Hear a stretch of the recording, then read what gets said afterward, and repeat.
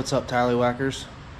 Well, if you're new here, I do a lot of things. If you're not new here, you've noticed that my platform's changed and I'm just gonna do random videos.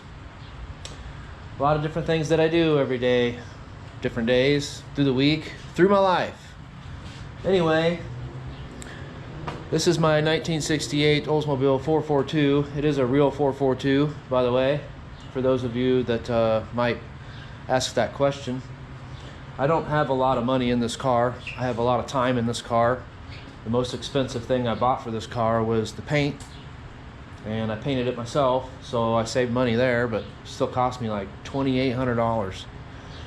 That was by the paint, the gun, you know, some accessories, blah blah blah, you know, all the stuff to paint the car. What else have I done to this car? Basically everything you can see I've done to this car.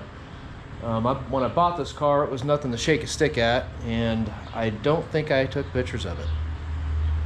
I don't take pictures of things that are important, or make videos of things that are important, for that matter. I think my dad might have some photos, but got the rims and tires for free. Came with tires. Tires were fairly new. Well, they were old, but they had a lot of tread on them. Haven't done a whole lot to the interior. I put some carpet in it out of another car. I used to work on old cars. The seats are out of an 84 Cutlass is what the guy said that I bought the car from. Original back seat. Ripped all the headliner and everything out. Door panels, you name it, it's all gone. Glass, seals, sashes, they're all gone. The only thing I put back on the car was door handles and a lock, and some random trim, and the front windshield. And I painted the cowl before I put the windshield in. I thought that would be a smart thing to do. Put a bumper, some lights, some tail lights. Paint's not the best, but I'll tell you what, it came out way better than I expected. Spent a lot of time on this car. I think I've owned it for 13 years now. Got some front random stuff going back on here. None of the bumpers are original. I bought a new rear bumper. This bumper I bought from a guy, said it was good, and it's bent to shit. I can't get it straight, so it needs a new bumper. All the original lights, bezels, buckets. The grill, as far as I know, the emblems. I have all the emblems. I have everything for this car, minus one of these pieces of trim and a wheel opening trim. That's all I don't have for this car. I'm still trying to find that. Engine is 455 Oldsmobile. It's 1970 edition. Basically stock, bored over, porter polished the heads, put new bigger valves in it. I rebuilt this thing myself. Nodular crank, headers, roller rockers. It's got a cam, a used cam actually, and used lifters. Can't remember what I got those in a motor. I bought like 4 motors, 3 or 4 motors, and built one out of all of them. They all had random good parts on it. C heads, which is good heads. They do not have hardened valve seats. I do not run lead additive in this gas. I do run unleaded in this. Quad-jet 4-barrel. It's actually an 850. Found that actually in a ex-co-worker of mine backyard, half buried in dirt. I kicked it. It's like, hey, I know what that is. Can I have that? Yeah, you can have it. Took it home and spent like 6 hours building that carburetor. Runs good. Carburetor runs real good. Factory style intake, 1970. All the original tin, not original tin, but factory style tin. Brackets, pumps and stuff here in the front. HEI ignition is an upgrade from the points that this car would have came with. 4-row radiator instead of a 3-row radiator. That's out of a 1970 Chevelle convertible. Not that it matters. Automatic transmission. It does have the original 400 numbers matching automatic GM BOP transmission in this thing. Cool. I got one piece of the car. Didn't get the engine. This would have came out with a 400. I did not get the engine. factory style suspension components. Reran all new brake lines, reused the original fuel lines with the factory clamps, little spring guys. Huh. But not a lot going on here. I don't know, early 80s, late 70s Pepsi bottle for a little overflow from my antifreeze that likes to jump out of there when it gets up to a certain temperature. Radiator fan, electric, got a switch inside, old school style, just lever on most of the time. Came off of a 2014 Chevy Cruze with a 1.4 liter turbo. I've actually got a spare. Pretty common for the resistor to go out. You can't buy that resistor, you have to buy the whole thing. Well, the fans are good, and it keeps the car cool. Keeps it real cool, unless I'm pushing 60 mile an hour, 65-ish on a hot day going down the interstate. Then it doesn't want to stay cool. But original style brakes as well. Power, came out with power. Still has the drums in the front and the rear. Just went through all of them. It stops pretty good. Bungee cord to hold the battery in. This intro's getting a little long. Basically, this car's pretty much factory, minus some engine components.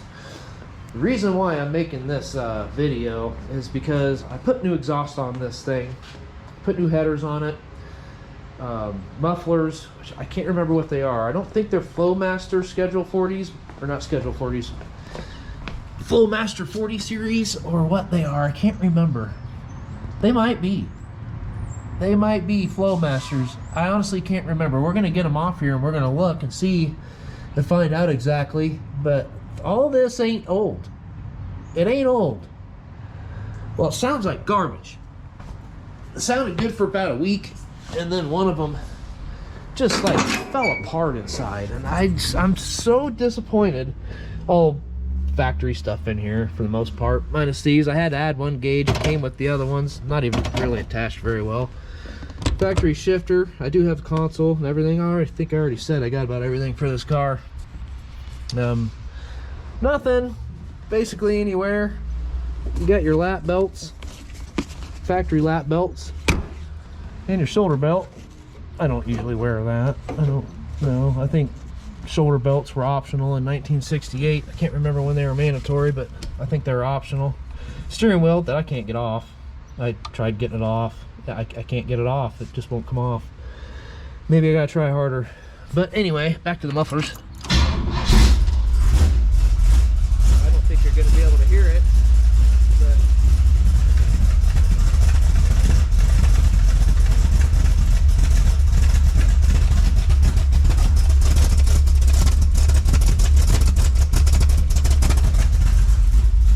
I don't know if you can hear that or not. Point being, it sounds like garbage.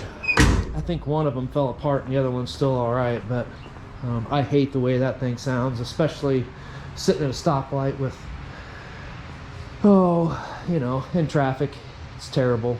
It's embarrassing. So I am gonna replace those. I'm gonna keep them, but I'm gonna replace them with a pair of, I don't even know what they are, resistors, spark arresters, something, off of like a 2019, I want to say it was a freaking Toyota. A Toyota or a Lexus. Might have been an Acura. I can't remember. SUV, a newer SUV with a V6. It had dual exhaust. Fake duals, but it had dual exhaust coming out the butt. And I like the little bomb things they had on it. I like the little mufflers, resistor things it had on the end of the tailpipes. So I cut them off, threw the rest of it away, kept them, telling myself I was going to put them on here someday. So let's dig them out and kind of just get this party started. Well, I got this car up off the ground enough for me to take these things off. It's pretty simple to get them off. Just 3 bolts right here. I'm going to try and make sure I clock these the same, keep them clocked how they are, because I do like how they are, the angle and everything, and the gasket, so that way they don't leak when I go back together. But this let's just verify that's what's going on here before I even do this, but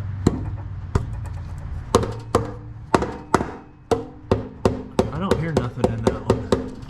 That one sounds okay. I mean, so it freaking sounded good at first. Like I said, let's move around to the other side.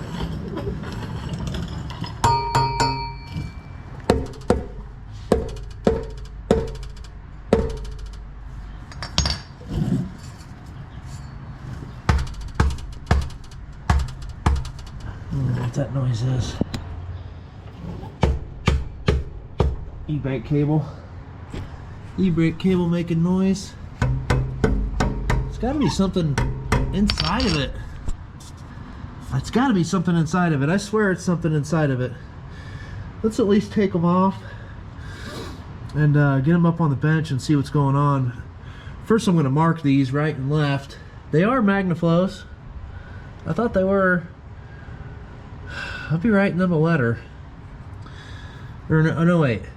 I thought they were Flowmasters. They're Magnaflows. Okay. I should have bought Flowmasters. My bad. But anyway, let's get them off, get them up on the bench, and inspect them from there. Well, there's a lot of dust on it, but I don't think that's the problem. There's a lot of dust on it. It sits in the garage a lot.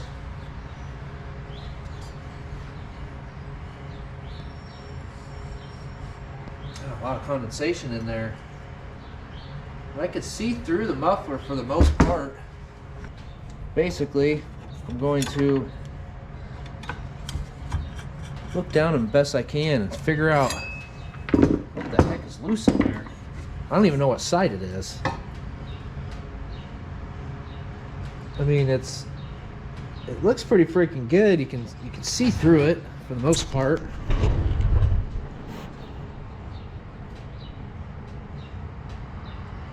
It's gonna be hard to tell. I'm gonna guess this is like packed, like a glass pack. It's just shaped differently. I don't know. I'm gonna get a light, see if I can find anything in there.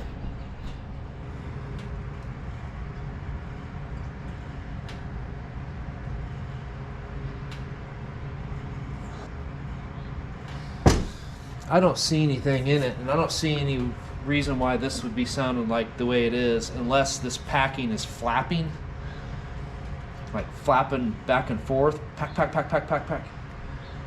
But it drives me nuts. They sound terrible. They sound like, it makes the motor sound, it makes the engine sound like poop, and I don't like it. I think that it could sound a lot better.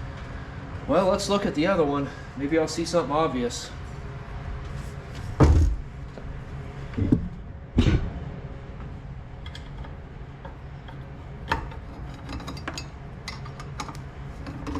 Cheap ass little downpipes.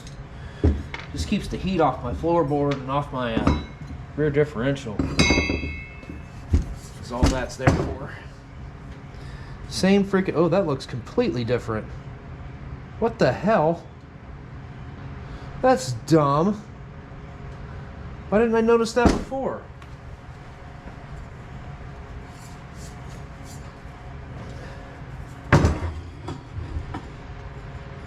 Yeah, it's like the, I'm trying to show you what I'm talking about here. I don't know if you're going to be able to see that or not. But all them little holes in there look different than this one. Look at that. What the air is gonna, or the exhaust is gonna go through those holes differently.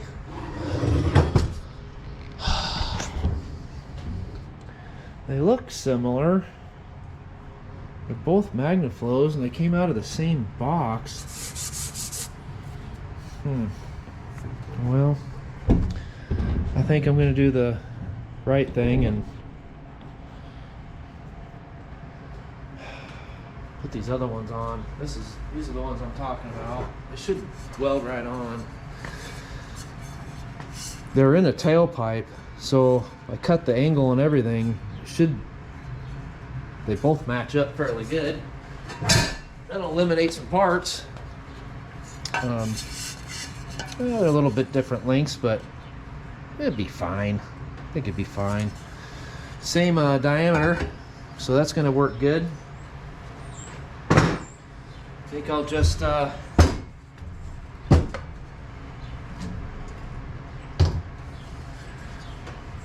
cut this dude off, weld this one on. Might even cut it halfway down here so I get a little bit more length. Call her good. We'll cut it here halfway so I got something to work with on this piece and this piece, and just go from there. Got to make sure I cut that as straight as possible as well.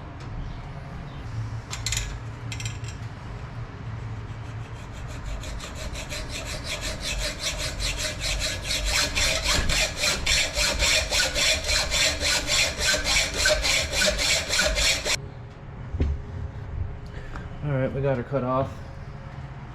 I marked the outside a level plane when it's on the car, so that I have a outside and I also have a bottom, so I can kind of clock this thing the best I can. I don't know. Just taking some precautions. I mean, you gotta do something, right? I didn't cut that the straightest, so I do know that this thing's got to be somewhere laying something like that. Alright, I'm going to get back at this probably tomorrow. I'm freaking starving. It took a lot longer than I thought to clean the garage and move this car over, but yep, we'll get back at it tomorrow and go from there.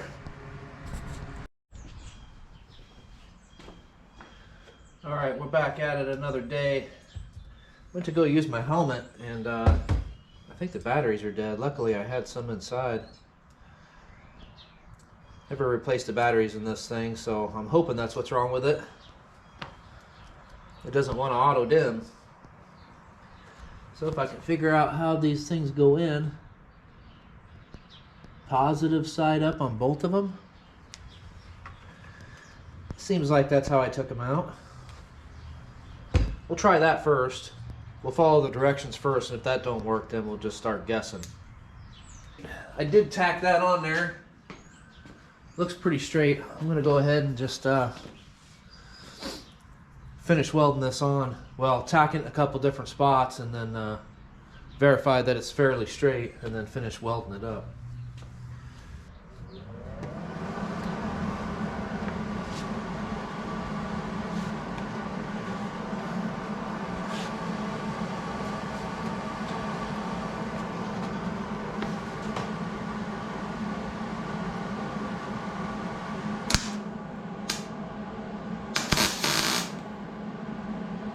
Yep, that was the problem.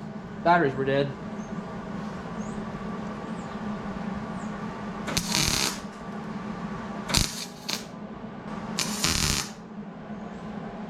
I do like this welder. Bought it from my uncle years ago. I've used the shit out of this thing.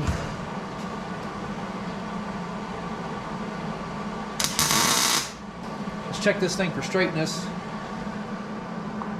one more time and finish welding it up. It looks pretty good. I think we'll just finish welding that thing up.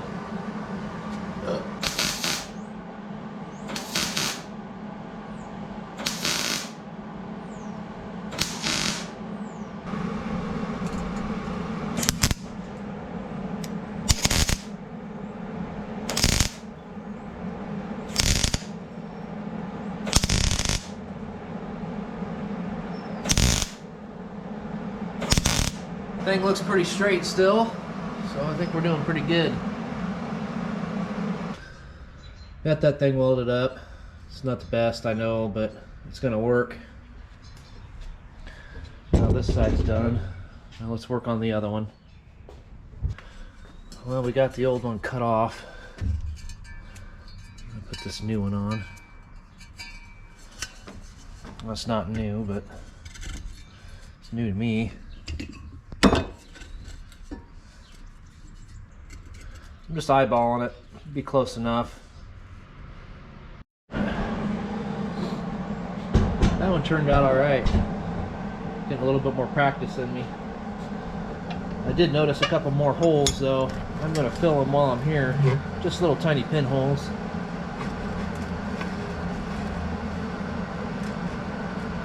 Just to help the sound out a little bit. Just little tiny guys. A couple here and one right there. Let's fill those in while we're here.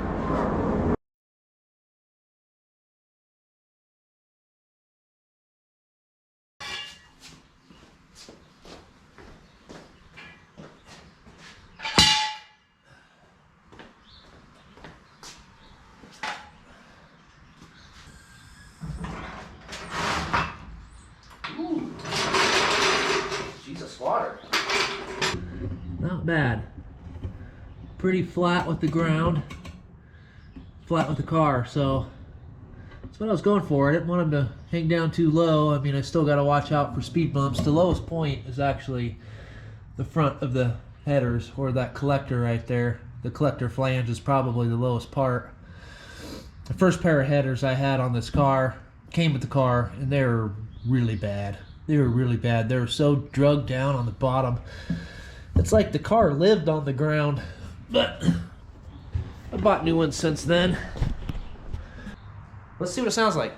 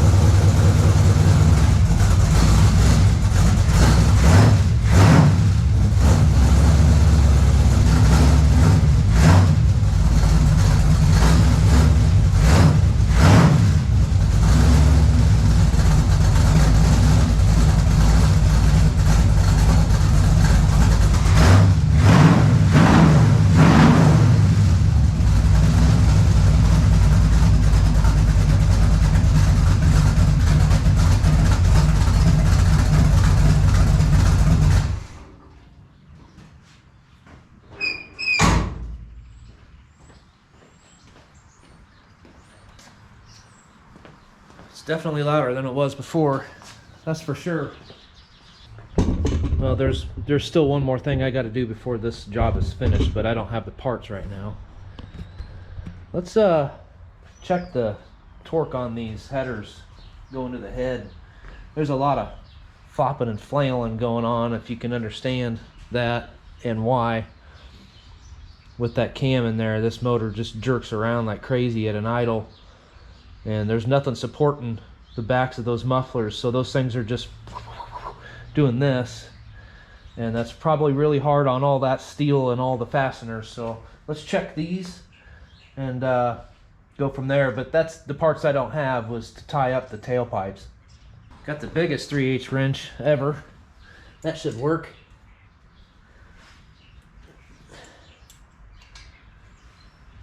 They're pretty good. They're pretty good. They don't need to be that tight. A lot of people over tighten these things. This side's pretty good. Let's check the other side. Well, that steering shaft makes it hard to get to one of these. Pretty good. Pretty tight. Oh, that one's loose. It's not loose anymore.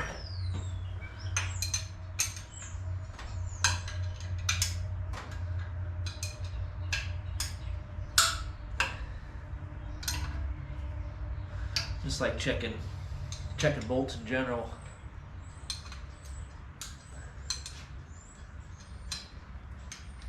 It's good practice to have, especially when you you got enough power to move things around. Not to say that this is the most powerful engine, but 400 horsepower is not off the table. Well, I hope you guys enjoyed the video.